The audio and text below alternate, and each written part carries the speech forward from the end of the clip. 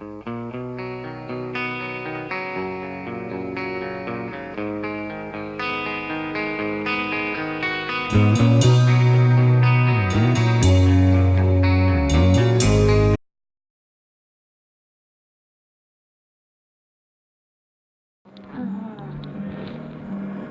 YouTube. Finally got around to part 2 of my return trip from Lomies. Admittedly it's over a week since we were down there, but been busy. I'm trying hard to get my garage rebuilt, or built I should say, not rebuilt. Start from the beginning. I've completed the digging the big hole in the bottom of the garden to fill full of hardcore, and ordered and had delivered a ton of hardcore, which raked around and spread out, and thought that'll do, perfect. And all I need to do now is concrete it. And I went up to ready mix place and asked them how much for sufficient ready mixed concrete to cover the base, and they quoted me 180 something pounds, and I wandered out the door saying I'll be back, knowing full well I wouldn't come back. I'm not paying 180 quid just to save myself a wee bit of work. And then I finally got the garage, which is a galvanised metal frame. Finally got it out of me wooden shed, allowing me access in and out of my wooden shed, and started assembling it. It's basically just like a ginormous jigsaw puzzle with some very big parts, but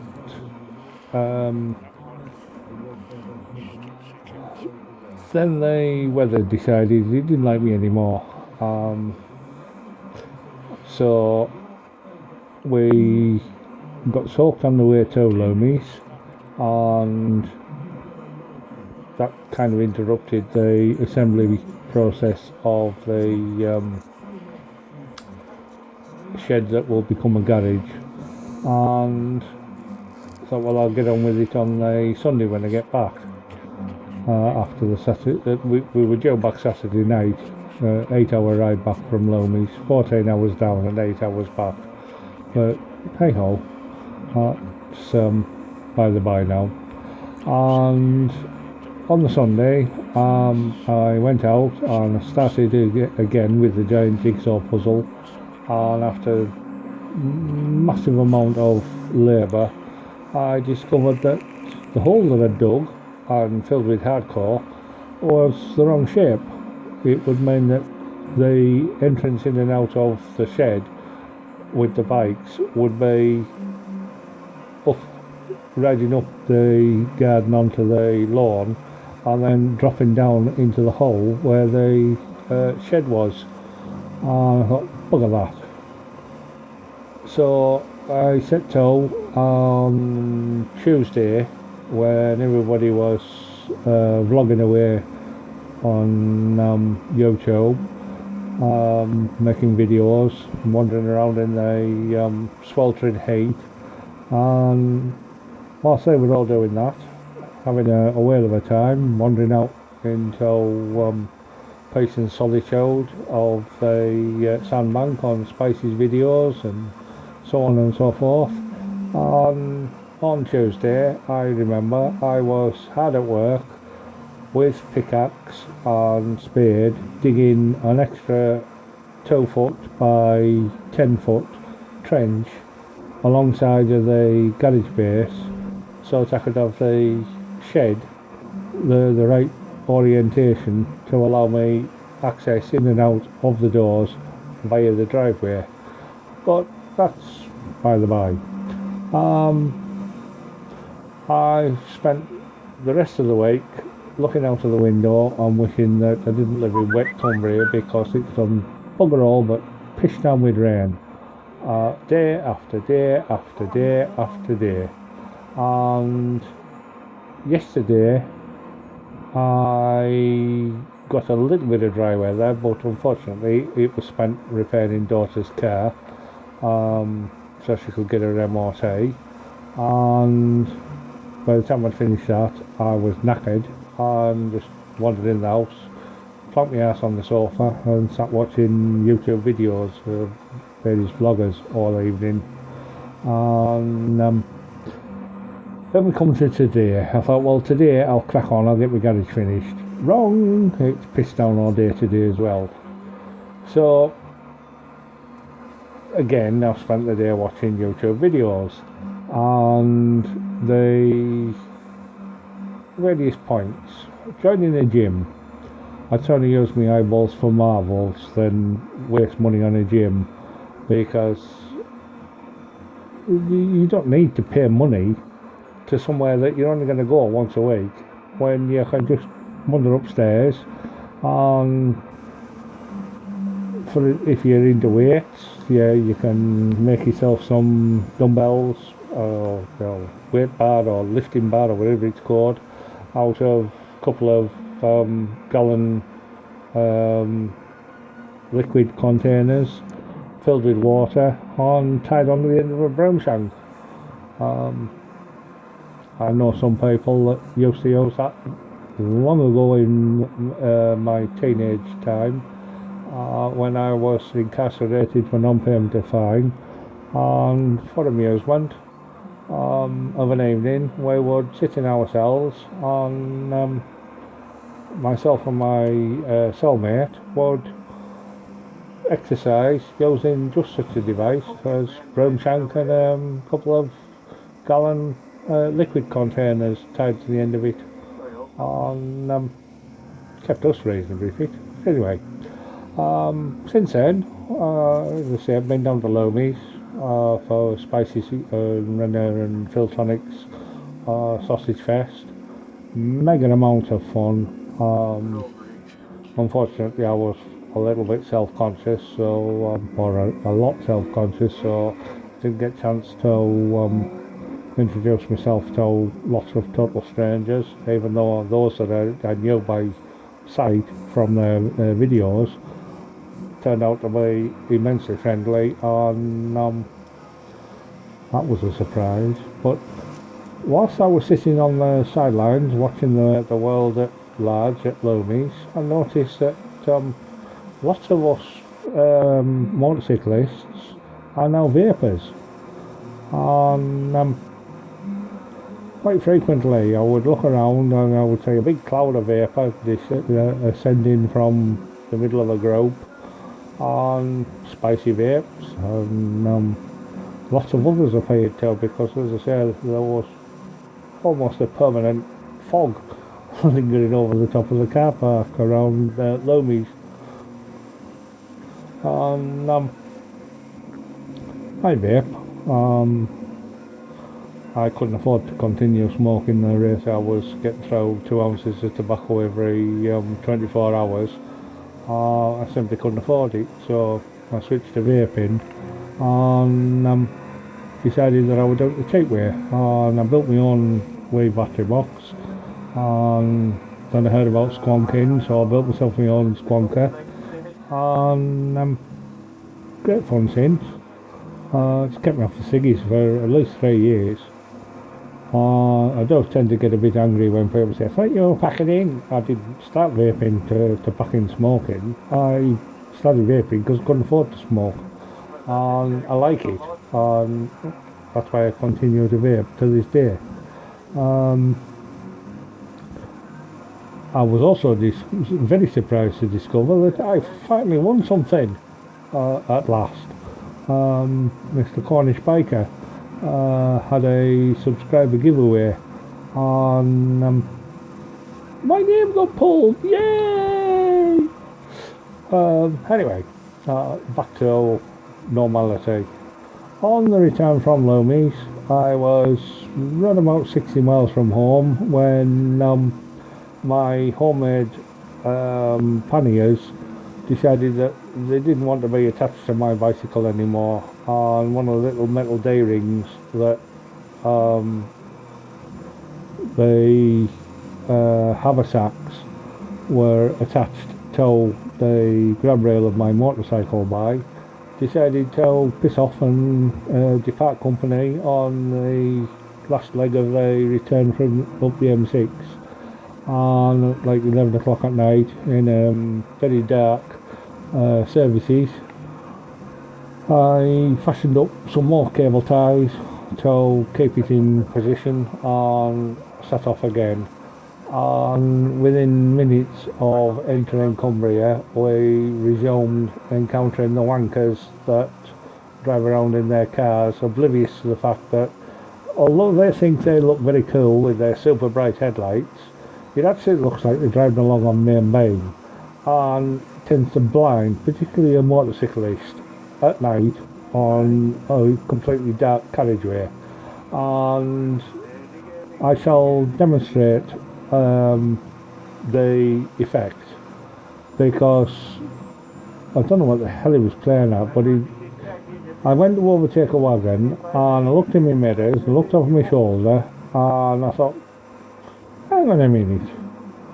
In the mirrors it looked like he was on me, almost on my rear wheel in the middle lane, but when I looked over my shoulder I discovered that it was several hundred yards back from me, and appeared to be on main beam.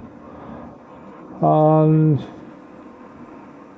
I pulled out, overtook the wagon and pulled back in and hossed on a wee bit to try and leave him for dead, because he was hurting my eyes with his fucking headlights being so bright. And after I'd hossed it on for a mile or two, I thought I can slow down now, and sure enough, twat features on his super bright headlamps, eventually catches me up and then sits there in the middle lane with his fucking apparent main beam on, oblivious to the fact that I couldn't see a bastard thing where I was going.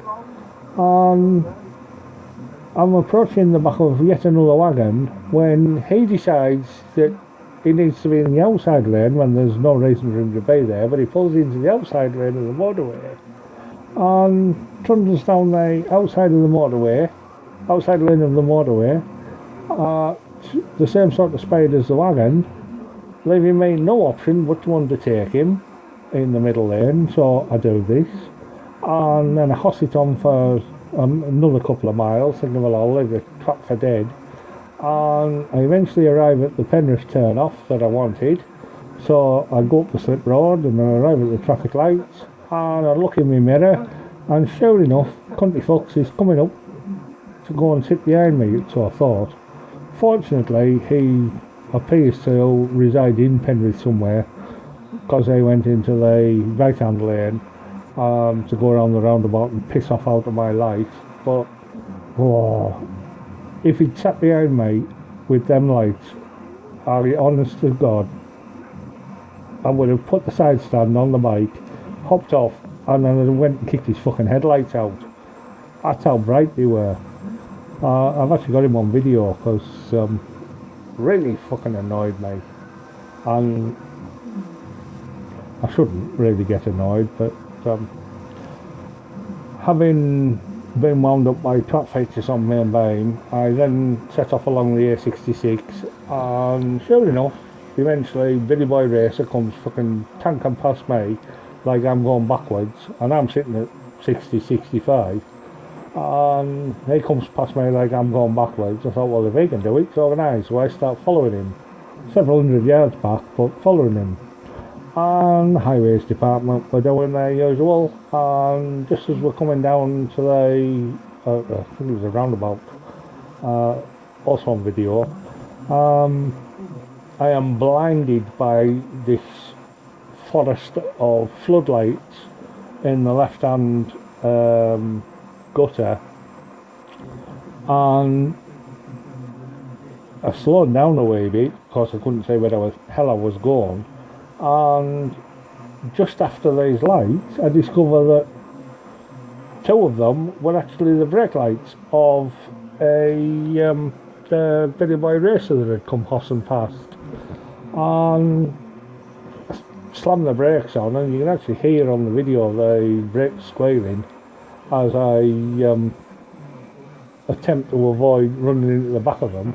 Fortunately I missed him, but I ended up alongside the offside rear panel of his car, and I don't know what he was doing, but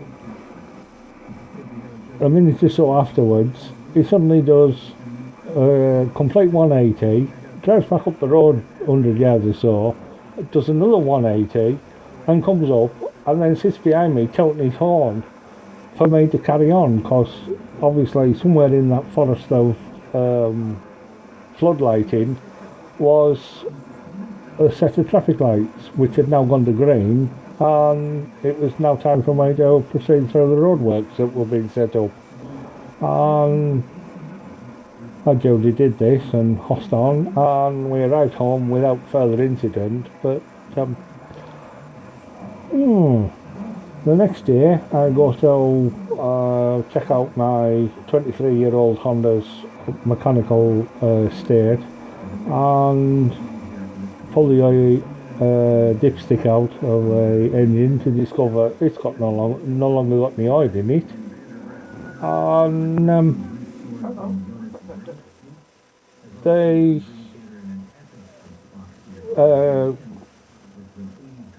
it's got no oil in it, so I go and top it up, and then I start it up to circulate the fresh oil throughout the engine before I switch it off again. And fortunately it's MOT is due in a week or so, so I had planned to take it off the road anyway, but whilst it was ticking over for a minute or two, I suddenly noticed fresh oil dripping out of the bottom of the fairing. So I knocked the engine off, pull the dipstick out again and give it a wipe on the grass, and put the dipstick back in and discover that it's not very well after 700 plus miles of high speed motorway riding. It's developed a pretty serious oil leak somewhere at the back of the engine. I can't really say where it's coming from because of the fairing, and I say I did intend to take it off the road anyway for a wee while, but that now means that due to the oil leak it's coming off permanently. When I say permanently, I mean at least minimum of 6 months, possibly as much as 5 years, because I'll change the timing chain. It's due in year one. I shall obviously repair the oil leak if I can. If not, then my poor little Honda that has transported both myself and my daughter up and down the country without any issues, has started first time every time without issues, has developed a terminal illness, and I'll be sorry to see it go, but well, such is life. I've still got my KTM, so I'm not going to be bikeless, but KTM's not the most comfortable of machines for very long distance. The seat on it's way too hard. I thought it would have softened over time, but it's coming up to 12 months of ownership, and it still gives me a numb ass after 15-20 minutes. So I shall investigate softer seating for it at some point in the future. And if the Honda is terminally ill, then I shall, having successfully persuaded the girlfriend that I can have myself a new motorcycle, or a newer motorcycle. I can't afford a brand new one, but I've been looking at spade triples, and I've seen a very nice purple one. It's a bit old, it's a bit pricey, but it's very nice. And I've also seen several dozen other Triumph triples. Some of them are triple R's, and some of them are 1050s, and some of them are 675cc. And I think I would prefer the 675cc because I think 1050s probably going to end up with me bouncing off the back of somebody's car when I overcook it. And I don't think I'm ready for litre bikes just yet. But anyway, that's my vlog. Ride safe, and I shall upload some of my still photographs on the end of this vlog from my trip to Loomies, and I look forward to anybody that wishes to comment having a conversation via YouTube. Ride safe. Pigs on 2 wheels out.